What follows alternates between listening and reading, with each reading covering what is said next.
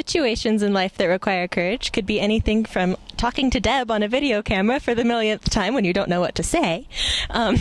Also, it could be being an apostle of Christ, because sometimes it's very hard to actually put into words what you know to be true, whenever you know it might not go over well. But with courage, we can do it. A time in my life that required courage. Definitely choosing to go to school 2,500 miles away from home and everything else I knew. With my job, which is a 911 dispatcher, there's a lot of negativity sometimes, and I would say it requires a lot of courage to stay positive and to still witness and spread God's word even when there's so much negativity going on. A situation in my life that requires courage is A, getting up in front of this camera, and B, waking up every morning to face the world. In my life, I think I need courage when others aren't as nice as they could be, and like the courage not to say anything back to them that would be mean.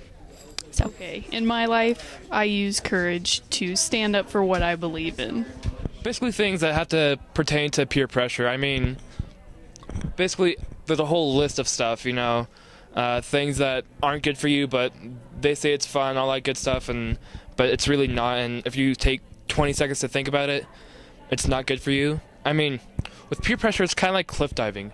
I mean, if you have the courage to do it on your own, and it's like, not really by yourself, but your own choice, you're diving by yourself all the way down, swan dive, perfect, 10 out of 10. Even the Germans think you're doing 10 out of 10, even though they only gave like Michael Phelps 4, whatever. But if you're peer pressured, you're being pushed, and if you push, you just fall down clumsily and you make the worst splash, and nobody gives you anything above 3. So basically just think for yourself and go for a 10 out of 10. Anything else, Jeffrey? It takes a lot of confidence to stand up for what you know is right, so always do good, always just do what's right. That's all I have to say. And that was enough. I promised myself I wouldn't cry. Oh my okay, I'm done. There's a lot of things that require courage, actually, and in my life, one of the things that requires courage is actually talking to people. Because all throughout middle school, I didn't talk to anybody, actually, except for a few, like, really close friends, and honestly, you don't get yourself out there as much, you don't get to meet as many people, and honestly, your views don't get out to people.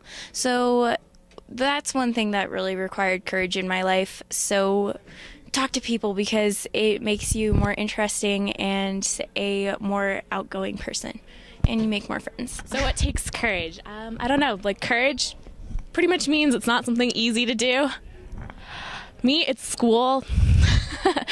You know, I'm shy, so talking, some people would never guess that I'm shy, but talking to people, you're always afraid of who they're going to see, or is it something you're trying to be on? So like my school situation isn't really the same. I'm surrounded by people of all different ages, and I don't always know how I'm supposed to act, but I think for me, the courageous part is not worrying about what they think about me, just making sure I say what I mean, and I'm always living my life right and not letting that control me.